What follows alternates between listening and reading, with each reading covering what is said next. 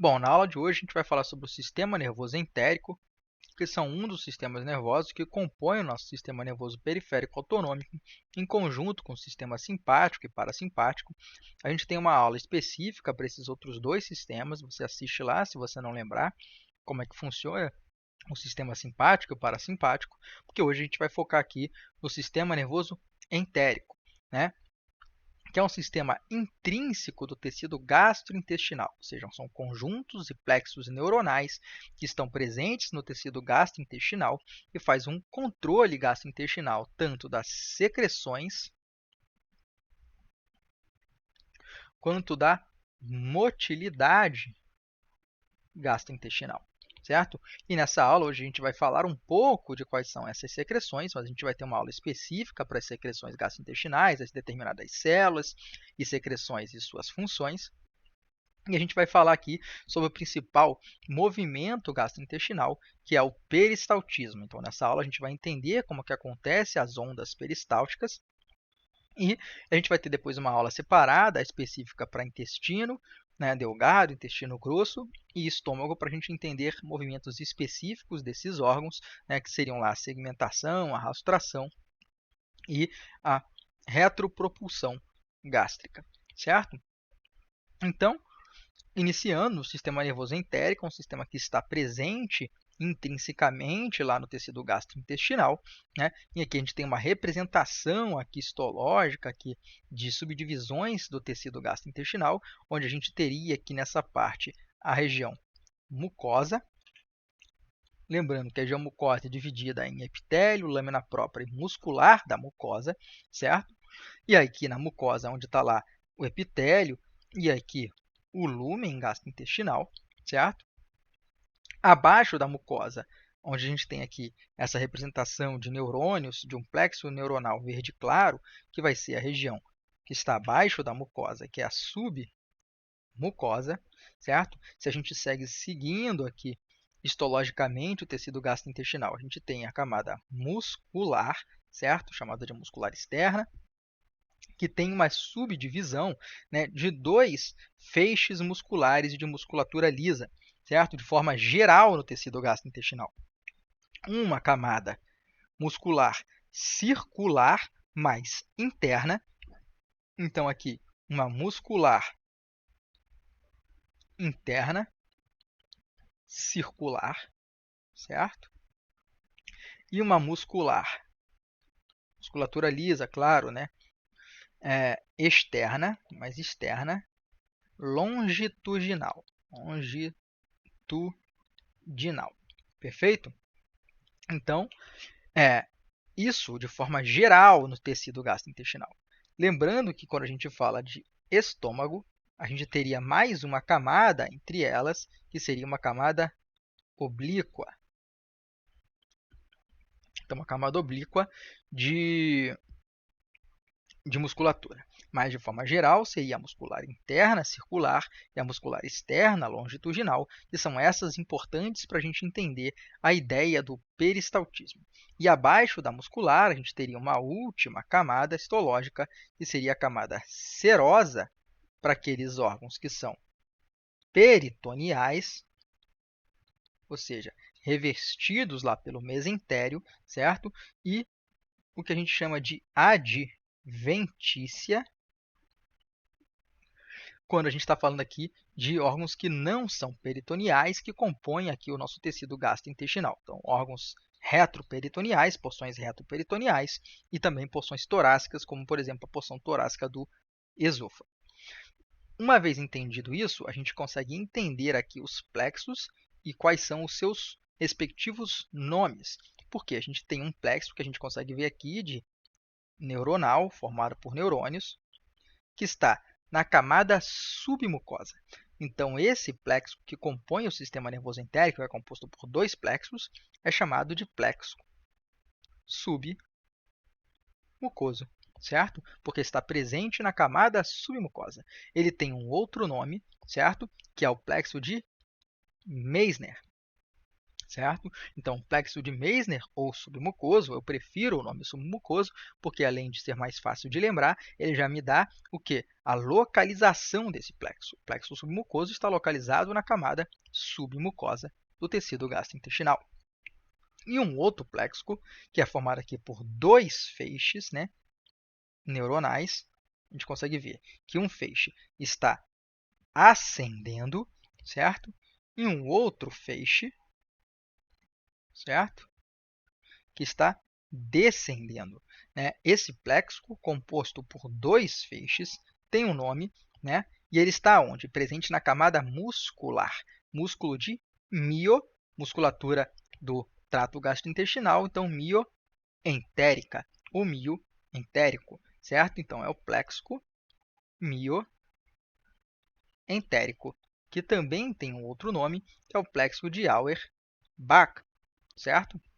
Mas eu prefiro o nome plexo mioentérico porque ele já me dá a localização. Então, está localizado na parte muscular do tecido gastrointestinal. Então, mioentérico. E ele é dividido em dois feixes, um que é o feixe que está ascendendo, que é o feixe ascendente, e um outro feixe que está descendendo, que é o feixe descendente. E a gente vai entender a importância do plexo mioentérico ter dois feixes, enquanto o plexo submucoso tem apenas um feixe. Isso está determinado na sua função, porque é o plexo mioentérico, então de musculatura, eu já penso em movimentação, em motilidade. Então, ele controla aqui as ondas do peristaltismo, da peristalse, e essas ondas elas dependem de dois movimentos do tubo gastrointestinal, um movimento de contração de propulsão e um movimento de relaxamento receptivo ao mesmo tempo. Então, eu preciso ter dois feixes para que cada um desses feixes controle um desses movimentos. Perfeito? Então, agora a gente já entendeu as subdivisões histológicas, quais são os plexos, os seus nomes e suas respectivas localizações. Agora vamos entender a função deles e como eles são estimulados. Perfeito? Então, para entender isso, eu preciso entender aqui a posição dessa substância aqui mais roxinha clara e desse aqui, que é um mais marronzinho, que são receptores que estão presentes no nosso tecido gastrointestinal. Então, a gente tem um tipo de receptor que detecta substâncias químicas, que são os nossos quimioreceptores, certo? E um receptor que detecta substâncias, alterações mecânicas, forças mecânicas, que são os nossos mecanoreceptores, certo? Ou septores. Pode encontrar esses dois nomes na literatura, certo? E aí, o que acontece? Né? A gente tem o quê? A gente se alimentou aqui, por exemplo, de um pedaço de pizza, certo? Então, agora ele está lá na região oral, certo? E isso tem que ser propagado da região oral até a região anal, certo? Do tecido gastrointestinal. Então, eu tenho que propagar isso nesta direção. E durante esse movimento, essa passagem pelo trato gastrointestinal, eu tenho que estar secretando aqui enzimas digestivas e substâncias que auxiliem aqui no processo de digestão e absorção deste alimento, conforme ele vai sendo propagado da região oral em direção à região anal. Perfeito? Então, por isso, eu preciso fazer um controle de secreções que vão digerir e absorver e o quê? E da motilidade para fazer essa propagação. Então, os plexos, os receptores químicos, eles estão muito associados no processo de secreções, né? Porque são as substâncias químicas que eu quero digerir, absorver, degradar, certo?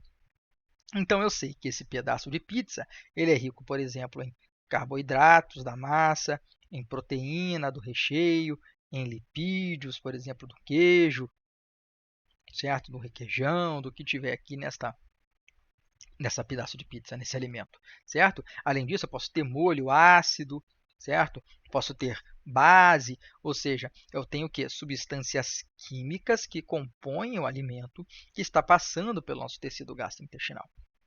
E essas substâncias químicas são detectadas pelos nossos quimiorreceptores, que recebem essas substâncias químicas, que detectam essas substâncias químicas. Perfeito? Então, esses quimiorreceptores, a partir daí, ele leva o quê? Uma aferência para onde? Para o nosso sistema nervoso. No caso aqui, o sistema nervoso entérico, principalmente para o plexo submucoso, que é aquele que vai estar controlando as nossas secreções. Mas é claro que as detecções químicas que mostram que há alimento no tecido gastrointestinal também levam uma certa aferência para o nosso plexo mientérico para já iniciar aqui a movimentação deste sistema.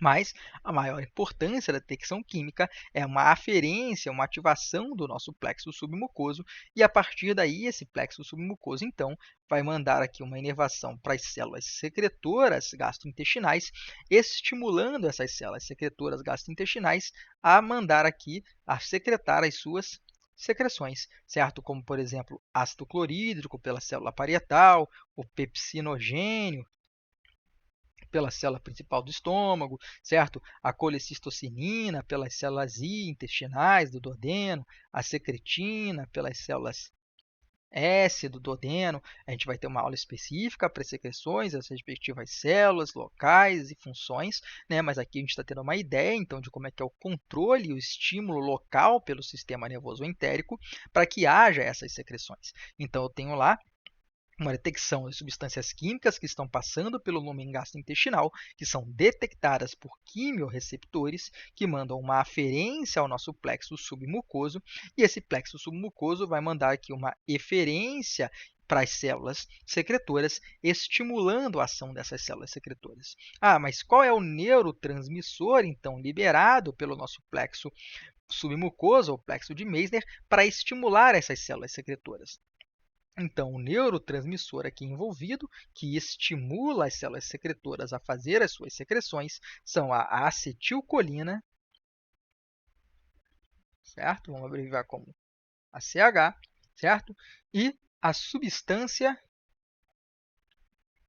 P, vamos abreviar como SP, certo? Então, a substância P e a acetilcolina são liberadas pelo plexo submucoso, ou plexo de Meissner, nas células secretoras e estimulam, então, as secreções gastrointestinais. Então, plexo submucoso muito envolvido com as secreções gastrointestinais, certo? E aí ele sofreu o quê?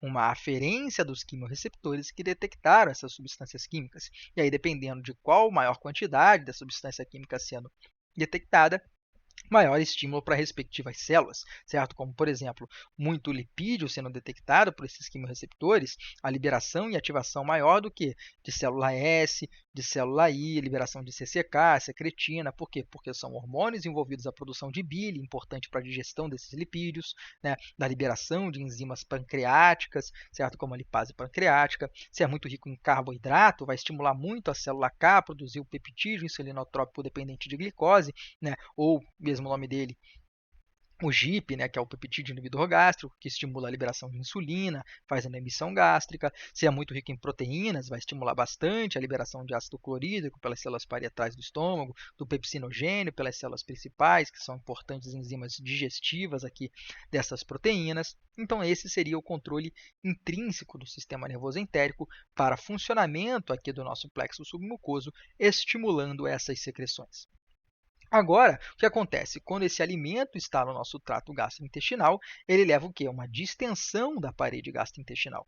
Então, ele leva uma distensão que causa uma força mecânica na parede gastrointestinal, que é detectada pelos nossos mecanorreceptores, certo? E esses mecanorreceptores, então, mandam uma aferência para o nosso plexo mioentérico, certo? Então, vai lá, manda uma aferência para o plexo mioentérico, né? Ou plexo de Auerbach, mas isso é a parte mais importante, que é o controle da motilidade, o controle mecânica, mas ele não deixa também de estimular e mandar aqui uma aferência para o nosso plexo submucoso, ou plexo de Meissner, porque quando há distensão gastrointestinal, entende-se que há alimento no tubo gastrointestinal, então eu preciso então liberar essas secreções para que aconteça a digestão e as absorções propriamente ditas, né? Mas aqui, principalmente, a aferência para o plexo mioentérico, até para a gente entender como é o funcionamento do plexo mioentérico, que a gente já entendeu o funcionamento do plexo submucoso, para o controle da motilidade. E a gente vai ver aqui o controle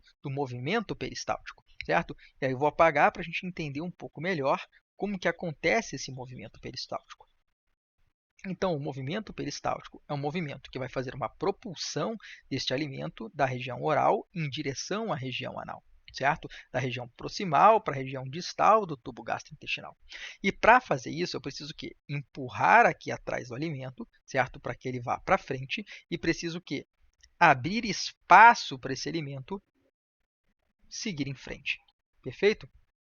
Então, eu preciso fazer uma contração aqui proximal ao alimento, uma contração proximal da região oral, certo? E o que? Um relaxamento da região, o que? À frente do alimento, da região distal da região oral, para que a gente tenha o quê? Uma adequada propagação.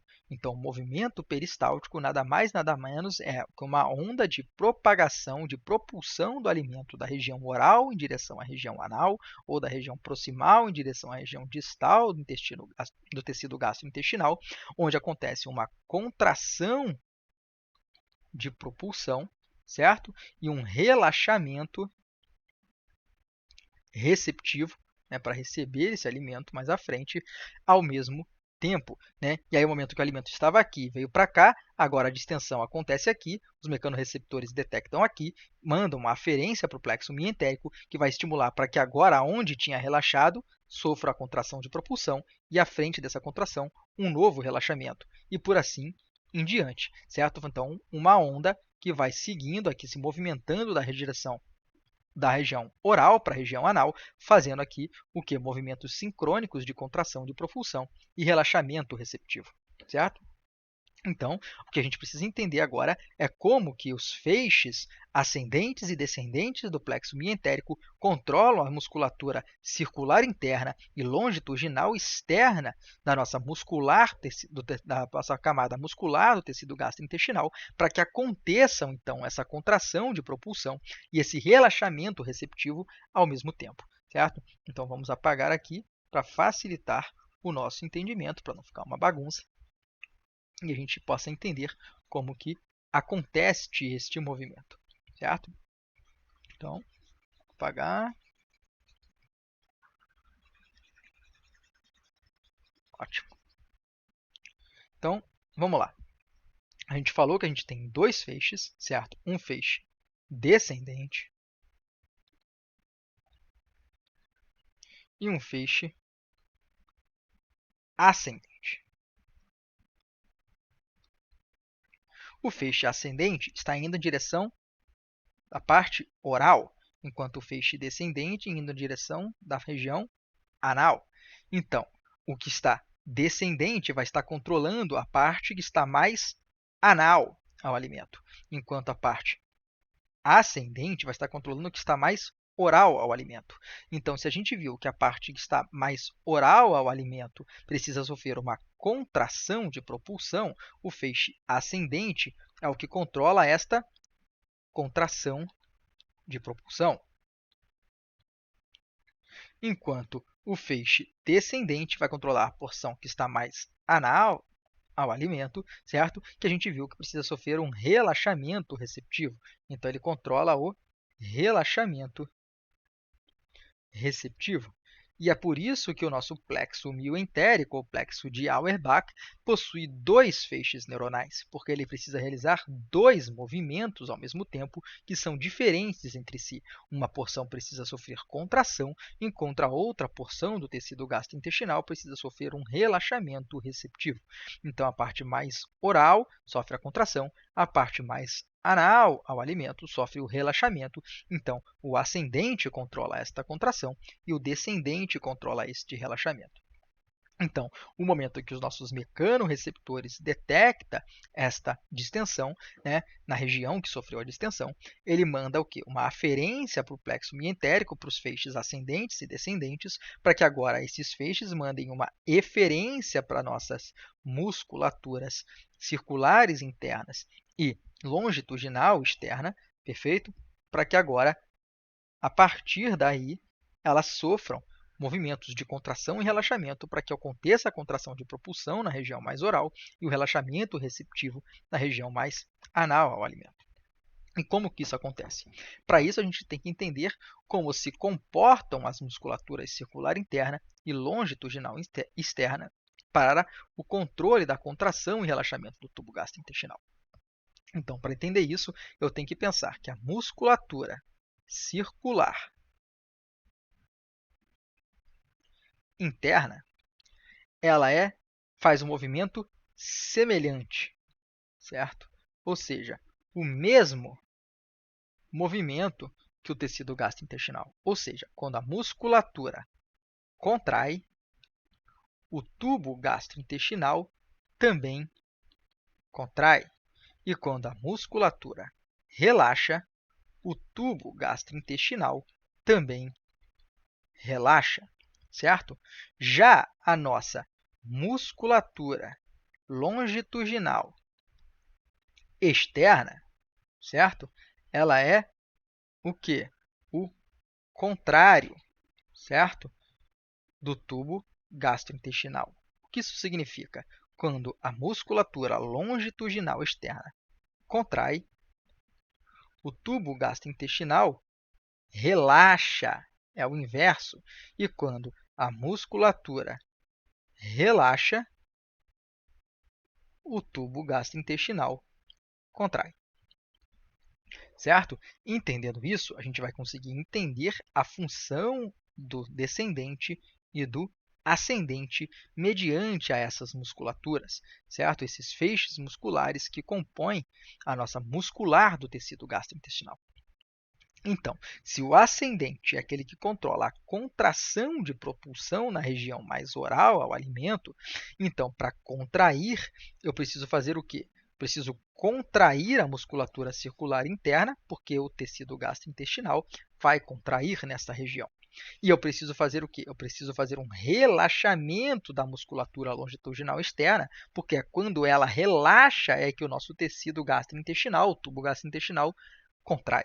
Então, se eu quero a contração de propulsão, o feixe ascendente do plexo mientérico irá estimular uma contração da circular interna e um relaxamento da muscular longitudinal externa, certo? E se a gente vai fazer uma contração da musculatura, a gente vai estimular a ação dessa musculatura, né, abrindo canais de cálcio para que ela sofra uma despolarização e contraia.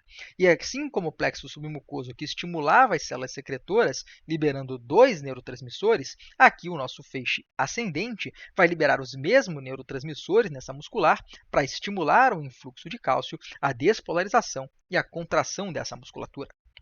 E quais seriam, então, esses neurotransmissores? Então, para contração de propulsão, o que o feixe ascendente faz? Na musculatura circular interna, que precisa sofrer uma contração, como a gente viu, são liberados quem? A acetilcolina e a substância P, que são estimuladores, certo? Já o que acontece na musculatura longitudinal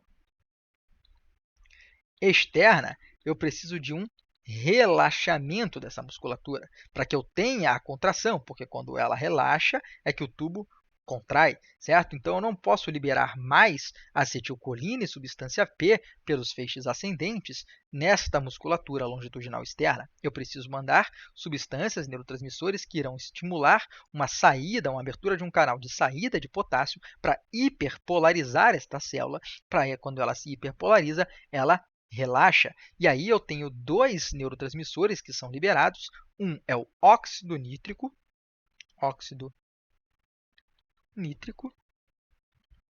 certo? E o outro é o peptídeo vasoativo, um pouquinho mais para o lado, intestinal, chamado de VIP, certo? Então, o óxido nítrico e o peptídeo vasoativo intestinal, o VIP, é que são liberados pelo feixe ascendente na região mais oral, né, do alimento, na musculatura longitudinal externa, para que ela sofra um relaxamento. Por quê? Porque a somação, né, o resultado da contração da muscular interna circular e o relaxamento da musculatura longitudinal externa, né, fazem o quê? Fazem a contração de propulsão do tecido gastrointestinal na região mais oral ao alimento, fazendo então que tenha a contração desta região e o alimento seja então empurrado para frente. Perfeito? E, enquanto isso, ao mesmo tempo, a parte mais anal ao alimento, mais distal, precisa estar sofrendo o quê? Precisa estar sofrendo o relaxamento dessa parte do tubo gastrointestinal para que possa receber, então, relaxamento receptivo, este alimento que está sendo propulsado, empurrado para frente, né? Então, quem vai controlar essa porção mais anal seria agora então o feixe descendente. E se a gente está querendo um relaxamento do tubo gastrointestinal, a gente já consegue entender que os neurotransmissores liberados pelo feixe descendente do plexo mioentérico será o inverso dos neurotransmissores liberados pelo feixe ascendente. Por quê? Porque agora quem precisa relaxar para que aconteça o relaxamento do tubo gastrointestinal é a nossa muscular circular interna. Então, neste momento, o que faz o nosso descendente, certo? Ele vai estar liberando nessa porção mais anal ao alimento, na muscular circular interna, quem? Os que fazem o relaxamento dessa musculatura, ou seja, o óxido nítrico e o peptídeo vasativo intestinal. Enquanto na musculatura longitudinal externa, certo? Eu quero o quê? Eu quero uma contração dessa musculatura, porque quando ela contrai, se é o contrário do gastrointestinal, o gastrointestinal relaxa. E para a gente ter uma contração da musculatura, ou seja, um influxo de cálcio, para despolarizá-la, eu preciso de que neurotransmissores que faziam a contração da musculatura, que é a acetilcolina e a substância P, certo? Então, aqui a gente já entendeu como é que é o controle a partir do plexo mientérico para motilidade gastrointestinal de forma generalizada no controle do movimento peristáltico, certo? O peristaltismo. E o que seria esse peristaltismo? Seria um movimento que vai propagar este alimento da região oral em direção à região anal, seguida por uma onda de contração de propulsão e relaxamento receptivo, certo?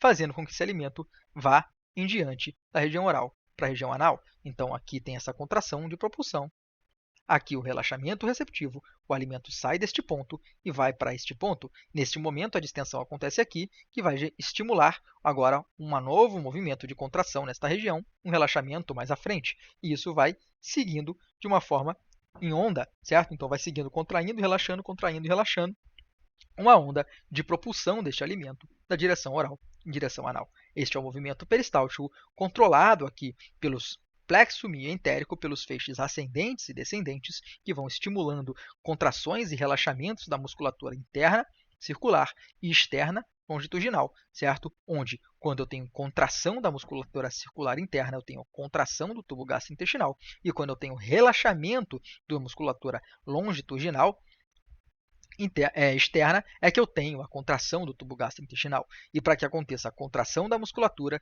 ou seja, influxo de cálcio e despolarização, eu preciso dos neurotransmissores acetilcolina e substância P. E quando eu tenho relaxamento dessa musculatura, ou seja, saída de potássio e hiperpolarização, eu tenho o quê? A liberação de óxido nítrico e de peptídeo vasoativo intestinal, certo?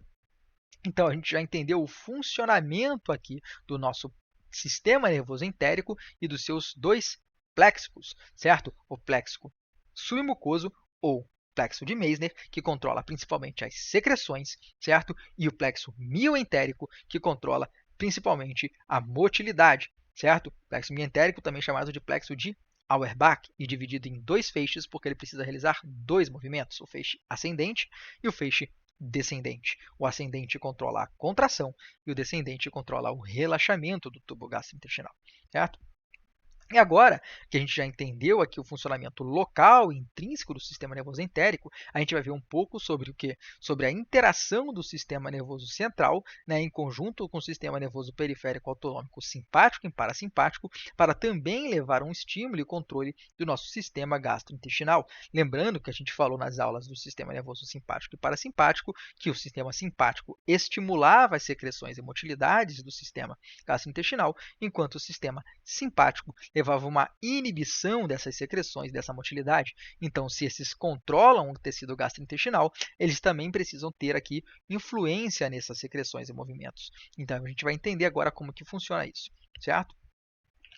Bom, antes de entendermos o controle externo do sistema simpático e parasimpático, vamos recapitular aqui o que a gente viu sobre o controle intrínseco, né, interno do próprio tecido gastrointestinal pelo sistema entérico, no que a gente vai resumir como a gente chama de reflexo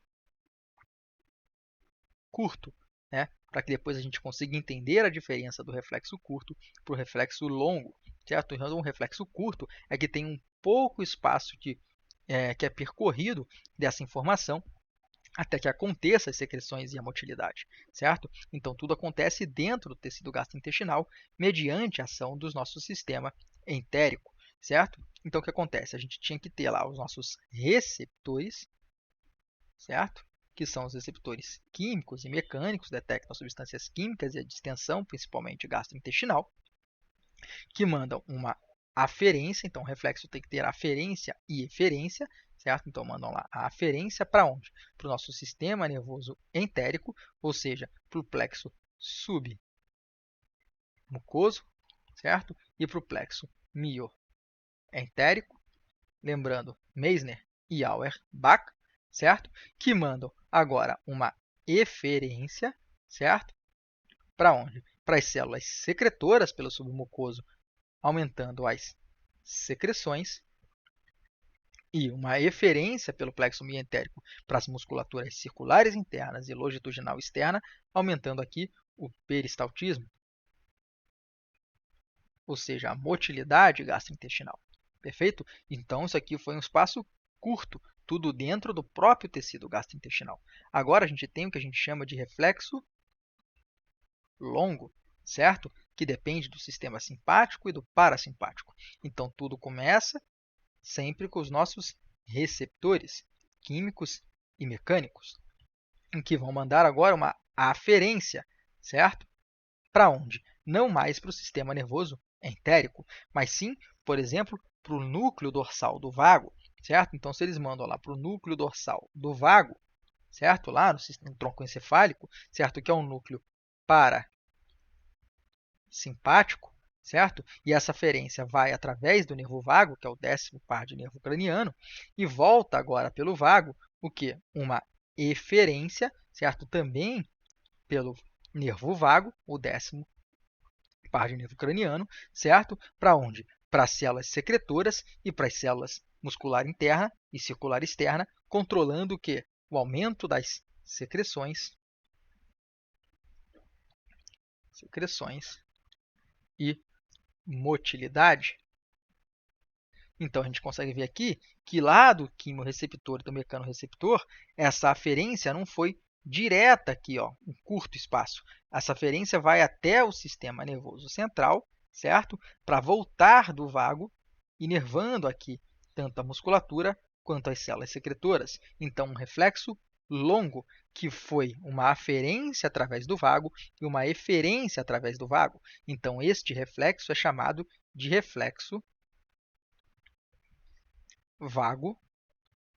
vagal, que é um reflexo parasimpático que aumenta o quê? Que estimula secreções e motilidades, porque o parasimpático faz esse estímulo, certo? Agora eu tenho um outro reflexo, certo, longo, que seria via nervo simpático, né, o sistema nervoso simpático, que leva o quê? Leva uma inibição, não uma estimulação do tecido gastrointestinal. E como que ele acontece? Pode ser que eu esteja numa situação de luta ou fuga, certo? Então assiste a nossa aula de sistema nervoso simpático para você entender o que eu estou querendo dizer com situação de luta ou fuga. Por exemplo, eu estou fugindo de um leão faminto que está correndo atrás de mim. Neste momento, eu não quero ter muita atividade gastrointestinal.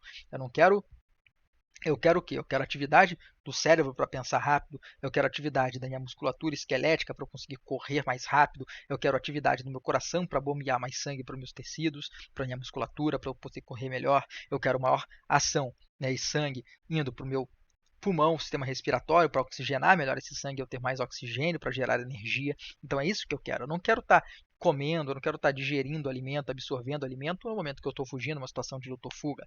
Então, nessa situação de luta ou fuga, eu tenho o quê? Liberação dos meus núcleos simpáticos, lembrando que os núcleos simpáticos saem lá da região torácica e lombar, certo? E aí ele manda lá uma inervação, certo? Uma eferência, tanto para essa musculatura circular externa e longitudinal, assim como para as células secretoras, para levar uma inibição das secreções da motilidade, certo? Lembrando que o sistema nervoso simpático libera noradrenalina e que o parasimpático aqui liberaria acetilcolina, certo? Isso era uma situação exclusiva de liberação do sistema nervoso simpático, mas eu posso ter também um reflexo aqui dentro do tecido gastrointestinal, quando eu tenho o alimento presente, certo? Também ativando o nosso sistema simpático. E qual seria este principal reflexo? Então, o principal reflexo longo envolvendo o sistema simpático é um reflexo que a gente chama de reflexo enterogástrico. Então, pelo nome, a gente já entende que é um reflexo que vem da parte intestinal para a parte do estômago, a parte gástrica. E um exemplo que eu consigo explicar com maior detalhes para vocês da ação do reflexo enterogástrico é o que? Quando eu tenho muito quimo, certo? Gástrico lá do estômago, certo? Que é um quimo muito ácido, porque eu tenho muito ácido clorídrico no estômago, chegando em grande quantidade no duodeno, certo? No intestino, que funciona a partir de um pH básico, o que acontece? Ou então está tendo muita distensão, está chegando muito químico, que está muito ácido, e se está chegando muito, está distendendo muito o intestino, certo? Então, o que acontece? Muita distensão no intestino e muito ácido no intestino, eu tenho detecção de quem lá no intestino? Dos quimo e dos mecanorreceptores, certo? Que detectam esse baixo pH pelos quimorreceptores e detectam muita distensão do intestino pelos mecanorreceptores, que mandam agora o quê? Mandam uma aferência, certo? Lá para os núcleos simpáticos, certo? Mandam uma aferência para os núcleos simpáticos e estimulam o quê? Uma eferência agora simpática para a musculatura e para as células secretoras para levar essa inibição. Mas em que região? Na região do estômago, para que o estômago diminua a liberação de ácido clorídrico e para o estômago faça o quê? Diminua o seu esvaziamento, sua movimentação, para que reduza a quantidade de quimo que chega no duodeno, dando tempo do duodeno sofrer a ação do bicarbonato que vem do pâncreas para sofrer aqui um controle deste pH e também para que ele possa o quê? Digerir e absorver o alimento que está ali até que chegue o próximo alimento e não tenha uma distensão excessiva, certo? Então, esse seria o reflexo enterogástrico, que acontece a partir, então, dos químio e dos mecanorreceptores, certo? Que vão mandar agora uma aferência para o quê? Para os núcleos simpáticos, certo? E esses núcleos simpáticos agora vão mandar uma eferência via sistema periférico autonômico simpático para a região, principalmente quem? Gástrica, certo? Né? Para reduzir o que? As secreções gástricas, certo? E reduzir o esvaziamento gástrico, certo? Então, aqui essa aferência, esses receptores estão localizados no intestino delgado, principalmente na porção do duodeno, e por isso reflexo enterogástrico. Então, entendendo um pouco da função aqui do sistema nervoso simpático em reduzir e inibir a ação gastrointestinal. Eu espero que vocês tenham entendido essa aula, certo? Que a gente falou um pouco sobre como é que é o controle do sistema nervoso entérico a partir do plexo submucoso e do mientérico para o controle das secreções e da movimentação, certo? E então a gente definiu o que seria esse controle intrínseco, que seria o reflexo curto, e também um pouco da ação externa do sistema nervoso simpático e parasimpático a partir dos reflexos longos vago-vagal, que é um reflexo parasimpático que leva a uma estimulação das secreções e da motilidade, e do reflexo enterogástrico, que é um reflexo que leva a uma diminuição, ou seja, uma inibição das secreções de esvaziamento a partir do sistema nervoso simpático.